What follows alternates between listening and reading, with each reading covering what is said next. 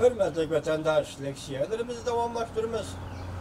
Bugünkü saat 2019 yıl 6. ayının 22. gün hafta şembe.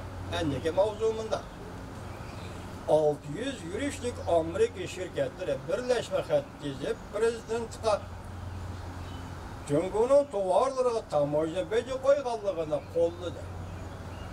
Mavzula haber 6. ayının 22. günü Amerika avazının Xitay Tel programı ilan kılındı. Haber bundan başladı. Washington.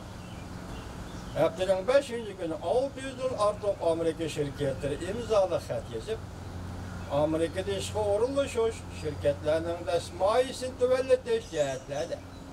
Hükümetten Cumhur'dan import kılınan tuvarlığa hasılar baş koyganlığını kolladı. Amerika Suudi sahası dellalları. Amerika'nı güllendiriş ittifakı baş iktisat şunası.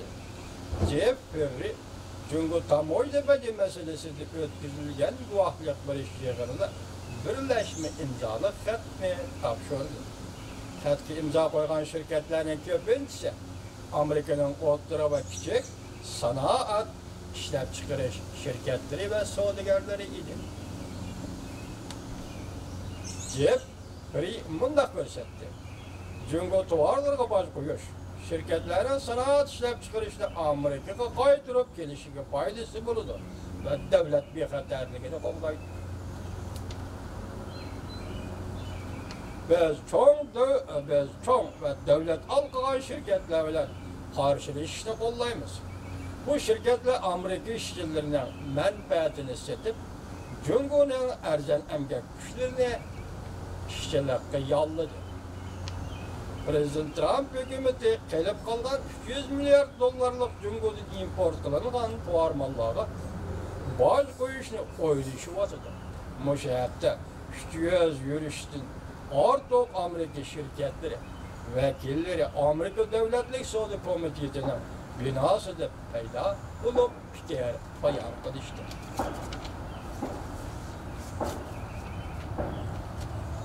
Yine bir mavzu vatandaş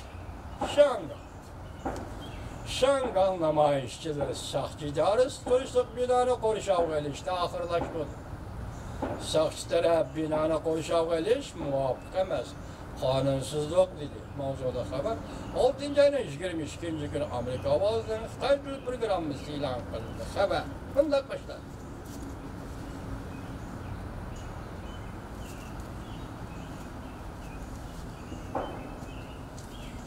Şangan sahtçıları namayişçilerinin sahtçı idaresine konuşav alğanlığını hatta tanıqlıdır. Lekin namayişçiler zo'ravonlik ishlatib tarqilib ketishga majburlamagan. Lekin namoyishchilarni zo'ravonlik ishlatib tarqilib ketishga majburlamagan. Bu o'tgan qatim namoyishchilarga zo'ravonlik ishlatgan qiliqlarga bir selishtirma bo'lib qoldi. Shanba kuni atgan namoyishchilar sahtçıdarız turishlik binoni kechilab qo'rshovga ilib, bu qo'rshovga ilishni oxirlashtirdi.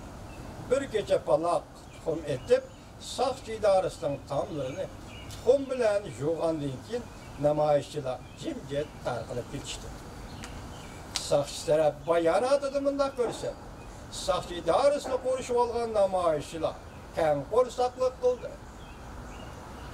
Lekin ularning fikr ifoda qilishi qonunsiz, nomuvofiq va aqlsizlik bilan elib berildi. Namoyishchilar ötküzüp beriş kanunu bekar kılışını talep kılıştı. Hem de memuriyet başlığı Lyndon Yoelen taxtdan tushishini talep kılıştı.